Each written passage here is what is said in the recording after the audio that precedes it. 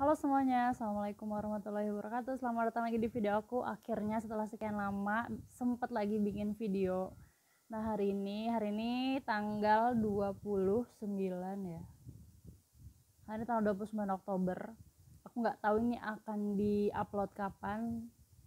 Tergantung ngeditnya sih. Oke, jadi hari ini aku mau sharing tentang hal-hal apa aja sih yang harus kita tahu kalau kita saat ini sedang dalam pengobatan TB ya, tuberkulosis. Entah itu misalnya TB paru ataupun TB ekstra paru ya. Kalau aku kan kasusnya TB tulang. Mungkin juga ada yang TB-TB lainnya, entah itu TB kulit atau misalnya TB mata, TB ovarium dan lain-lain. Jadi sebenarnya basic pengobatannya tetap obat-obat yang sama juga gitu ya, cuman mungkin lama pengobatannya beda. Oke, jadi aku cuma sebenarnya pengen sharing tuh berdasarkan pengalaman yang sudah aku lalui gitu, dan sedikit keilmuanku. Jadi karena aku basicnya farmasi, jadi sedikit banyak itu sudah kenal dan tahu sama pengobatan TB ini seperti apa. Oke, mungkin kalau misalnya kalian baru lihat video ini, jadi aku itu pernah TB tulang. Jadi aku tuh pernah TB tulang tepatnya. Lama pengobatannya alhamdulillah hanya 9 bulan aja. Jadi untuk TB selain paru itu minimal banget pengobatan tuh 9 bulan. Tapi untuk beberapa orang biasanya ada juga yang lebih gitu, ada yang setahun atau mungkin lebih, ada yang 2 tahun juga setahu aku gitu. Jadi beda-beda, itu tergantung dari kondisinya pasiennya juga gitu. Jadi tanpa berlama-lama, sebelum aku mulai videonya boleh like dulu, tinggal pencet tombol like-nya, boleh komen di bawah kalau misalnya kalian ada ide-ide kira-kira aku enaknya bikin video tentang apa ya. Terus juga subscribe juga untuk mendukung channel ini. Terima kasih. Oke, jadi hal pertama yang menurut aku penting untuk kalian lakukan kalau kalian saat ini baru memulai atau sudah memulai pengobatan TB, penting menurut aku untuk bikin jurnal tentang perjalanan pengobatan kalian. Kenapa? Karena kalau aku pribadi, aku suka nyatet, misalnya aku mulai terapi tanggal berapa, terus aku nerima obatnya berapa, terus hari ini misalnya tanggal berapa gitu, apa aja sih yang aku rasain. Biasanya aku suka tulis karena ya karena aku pelupa ya, jadi lagi-lagi karena aku pelupa, jadi itu menurut aku sangat membantu. Jadi kalau misalnya aku pengen kontrol, aku tahu nih apa yang aku pengen omongin gitu. Terus aku juga bisa pantau, oh tanggal segini itu keluhan atau gejala yang aku alamin tuh apa aja. Terus nanti aku bisa lihat, oh kalau misalnya udah berjalan, misalnya udah pengobatan berapa lama nih, kira-kira keluhan aku yang pada tanggal segitu kira-kira membaik apa enggak. Nah itu aku bisa pantau juga dari situ. Jadi menurut aku bikin jurnal tentang pengobatan kalian itu penting. Ini adalah jurnal aku pada saat itu. Nah, jadi di sini aku tulis tanggalnya, terus aku mulai terapinya. Di sini aku tulis berat badan aku pada saat itu berapa. Terus aku tulis nih minumnya berapa, 3 tablet setiap malam, jam berapa. Ini aku tulis nih jamnya. Terus aku juga tulis nih tanggal kapan aku harus kontrol. Terus ini to-do list karena memang gitu dah, aku tuh lupa, jadi aku tuh suka menulis apa yang harus aku lakukan. Terus juga aku nulis nih tanggal segini itu apa aja yang aku rasain satu hari selanjutnya. Ini pada tanggal 22 aku nulis, ternyata pada saat itu aku tuh ngerasain kalau urin merah tuh jelas ya, jadi pipisnya warna merah. Terus aku juga gatal-gatal banget hampir di seluruh bagian tubuh, tapi itu nggak ada kemerahan sama sekali gitu, cuman gatal doang.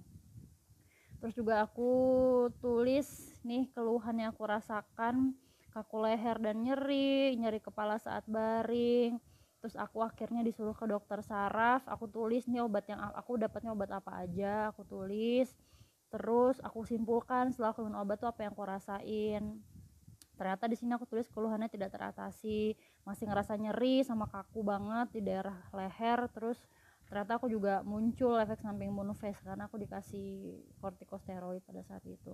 Nah terus aku memutuskan ke fisioterapi. Setelah ke fisioterapi, kesimpulannya adalah spasma otot, jadi ototku tuh kenceng banget.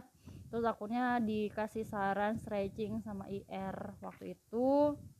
Terus Aku juga nulis nih pada saat tanggal berapa tuh, tanggal 21 Februari 2021 itu aku muncul gejala jarem pada bicep bagian atas tangan kanan dan kiri. Emang bener ya bicep ya, ya pokoknya aku tuh kayak ngerasa kayak jarem gitu di daerah tangan kanan sama kiri, padahal sebelumnya tuh nggak ada aktivitas berat. Terus aku tulis lagi nih tanggal 30 November 2020 ya, terus aku tulis tanggal sekian aku kontrol ke poliortopedi, bawa semua hasil pemeriksaan. Setelah konsul aku disuruh ke saraf lagi untuk keluhan sakit lehernya aku itu. Nah terus aku tulis nih current conditionnya seperti apa, kondisi aku pada saat itu. Tulis, oh ternyata kaku leherku berkurang, nyeri baring masih dirasakan namun sudah berkurang. Aku tulis, pokoknya aku suka nulis apa aja yang aku rasain. Nah ini adalah November ya, aku mulai terapi itu Oktober. Jadi tanggal 30 itu sebenarnya nyeri di bagian lehernya tuh ternyata sudah ada perbaikan. Nah ini tanggal 28 Desember aku tulis, aku ke dokter saraf disuruh ronsen. Terus ronsennya ternyata oke, paru juga. Akhirnya aku konsulkan ke dokter paru dan lain-lain. Ini adalah perjalanan aku. Terus aku tulis current conditionnya seperti apa, nyeri kepala dan leher sudah sangat mendingan, tidur tidak terganggu. Jadi sebelumnya aku tuh bener-bener sakit banget kalau tidur, bener-bener kayak sakit banget kalau dibaringin. Sakitnya itu sakit banget, aku nggak pernah ngerasain sakit kayak gitu, sampai-sampai aku tuh nggak bisa tidur. Jadi aku tuh aduh kayak sangat sulit pada saat itu. Terus aku bilang di sini aku udah nggak minum anti nyeri lagi, lanjut OAT pas selanjutnya 3 kali seminggu. Ini kayaknya tanggal 12 tanggal 28. Nah terus aku tulis nih sisa OAT apa segala macam, tulisannya jelek banget tapi yang jelas aku bisa baca. Terus aku tulis juga aku ambil obat rutin dapatnya berapa, sisa sebelumnya berapa tuh aku tulis. Terus aku juga suka tulis nih planning apa segala macamnya gitu deh pokoknya. Cia ini mah planning yang lain. Oke, jadi itu contoh jurnal aku. Jadi aku tuh suka nulis aja gitu, suka nulis apa yang aku rasain biar lebih gampang, biar aku tahu perjalanannya seperti apa, biar aku bisa mantau juga. Semoga juga ini tips yang bermanfaat juga buat kalian gitu, biar apa ya, biar ini aja sih, biar apa. Ya udah pokoknya gitu deh. Yang kedua yang kalian harus tahu adalah lama pengobatan yang akan kalian jalani. Jadi untuk TB paru itu biasanya 6 bulan, tapi kalau TB selain paru tuh bisa lebih ya, minimal banget 9 bulan setahu aku. Nah ini sebenarnya dibagi ya, ada 2 fase, ada fase intensif itu 2 bulan, kemudian fase lanjutan itu kalau paru ya berarti 4 bulan ya. Nah itu obatnya berbeda. Kalau misalnya fase intensif kita bilangnya obat merah, kalau misalnya fase lanjutan kita bilangnya obat oranye. Oke, kemudian setelah udah tahu nih lama pengobatannya seperti apa, ini berhubungan dengan poin ketiga yang harus kalian tahu adalah berapa total jumlah kalian menelan obat. Kalau fase intensif kan 2 bulan. Nah, jadi dalam 2 bulan itu total kita menelan obat itu adalah 56 kali ya, 56 kali. Kemudian kalau misalnya fase lanjutan itu kan kita minum obatnya udah nggak setiap hari kayak fase intensif, kita minumnya itu 3 kali seminggu. 1 bulan dihitung 4 minggu, berarti 1 bulan itu kita total minumnya 3 dikali 4 12 kali minum obat dihitung bulannya. Kalau misalnya contohnya kalau kayak aku, kan aku pas lanjutan 7 bulan, berarti tinggal dikali 12 dikali 7 itu adalah total jumlah aku menelan obat. Kalau ada yang bertanya kenapa aku harus tahu, kan itu sudah di tugasnya apa, tugas kan itu udah urusannya tenaga kesehatan, kan mereka yang ngasih obat ke kita ya, kita tinggal iya aja, toh mereka pasti punya pencatatan apa segala macam.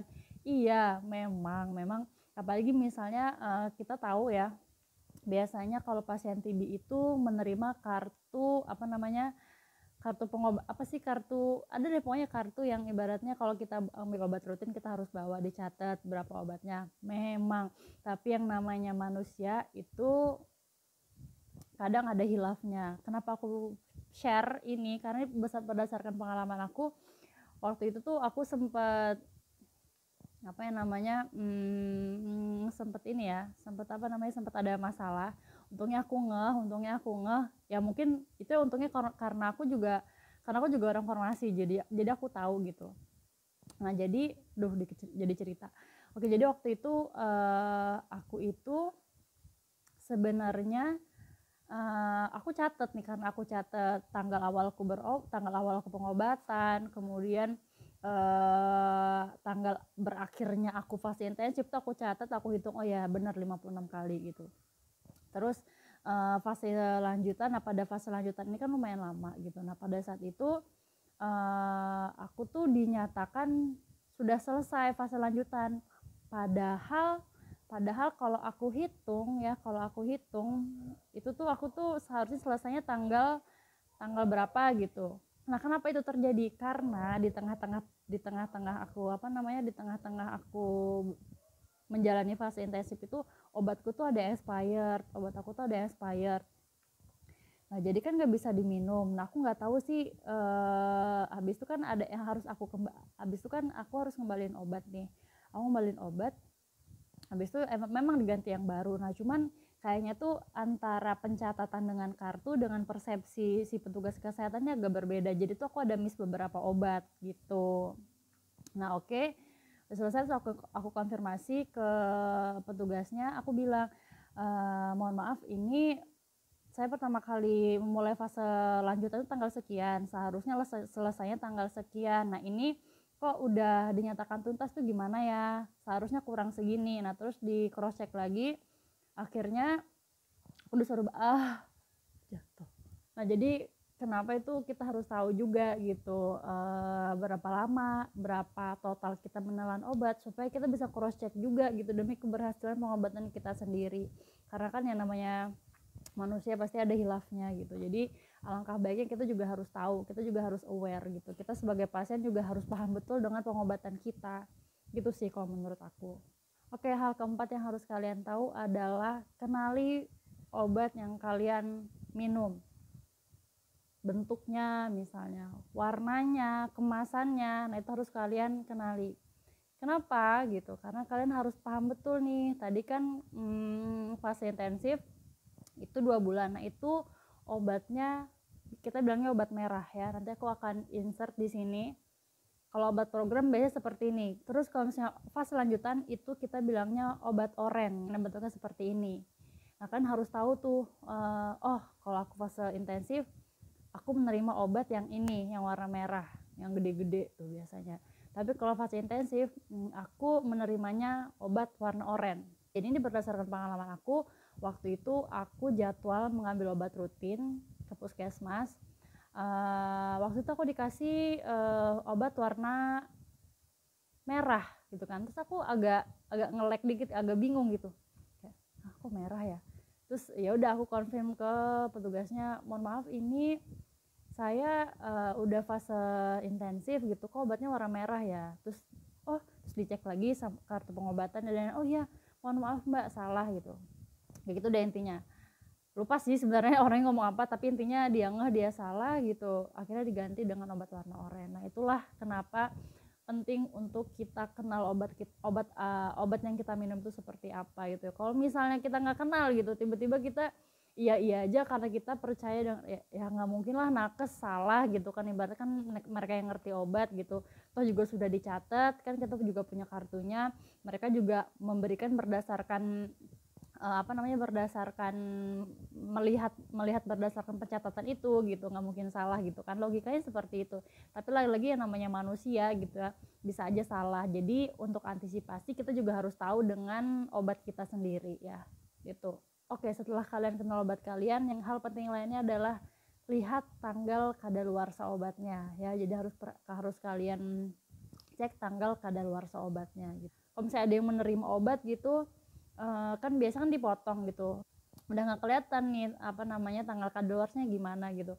Kalau udah nggak kelihatan, kalian harus paham betul, harus mengenal, lagi-lagi kan tadi poinnya adalah mengenal obat yang kita minum. Kalian harus tahu obat yang kalian minum itu fisiknya tuh seperti apa, bentuknya, warnanya gitu. Jadi kalau misalnya ada perubahan pada fisik obat yang kalian minum, kalian harus hati-hati, harus aware gitu, harus tanya petugas kesehatannya, harus konfirmasi ke sana.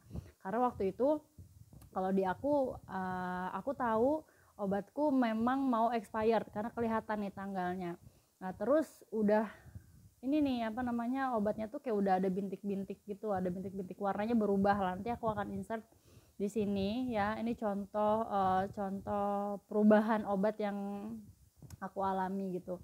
Dan itu jangan diminum ya. Nah, setelah itu aku konfirmasi ke petugasnya, akhirnya obatnya diganti. Poin selanjutnya adalah cara minum obat. Kalian harus tahu cara minum obat yang benar tuh seperti apa. Nah, kalau obat TB ini sendiri memang sebaiknya harus diminum pada saat perut kosong. Pada perut kosong itu bisa 1 jam sebelum makan, kantornya gerak. Jadi diminumnya tuh pada saat perut kosong, 1 jam sebelum makan atau 2 jam setelah makan, supaya efektivitas obatnya tuh maksimal, pengobatannya juga berhasil gitu. Oke, poin selanjutnya aku udah lupa nih poin yang keberapa. Kalian harus pantau kondisi kalian. Kalian ada jurnal pengobatan kalian bisa catat di sana apa aja yang kalian alami. Di sini aku tuh bisa lihat sebenarnya ada nggak sih kira-kira efek samping yang muncul di aku gitu. Terus aku juga bisa pantau juga setelah aku menjalani pengobatan gitu ya. Kira-kira ini ada progres nggak nih, kira-kira keluhanku sebelumnya tuh membaik atau enggak. Nah itu sih, jadi penting banget harus memantau kondisi kita sendiri gitu. Jadi kita harus catat. Kalau aku sih lebih sukanya nyatet ya, jadi apa yang aku rasain aku catat. Jadi ketika aku kontrol, aku tahu nih apa yang harus aku omongin. Oh dok, kemarin saya kayak gini, apa yang aku setelah minum obat ternyata sudah lumayan, atau misalnya oh ternyata pada saat tanggal sekian aku tuh kok ngerasain ini ya gitu. Nah jadi oleh karena itu penting untuk dicatat gitu. Kalian harus waspada efek samping apa yang muncul di kalian gitu. Nah jadi kalau misalnya kalian sudah merasakan efek samping ganggu, misalnya mual, nggak enak, nggak bisa makan apa segala macam, itu alangkah lebih baiknya segera kontrol sih untuk mengkonsultasikan kondisi itu gitu. Jangan kayak dibiarin aja gitu.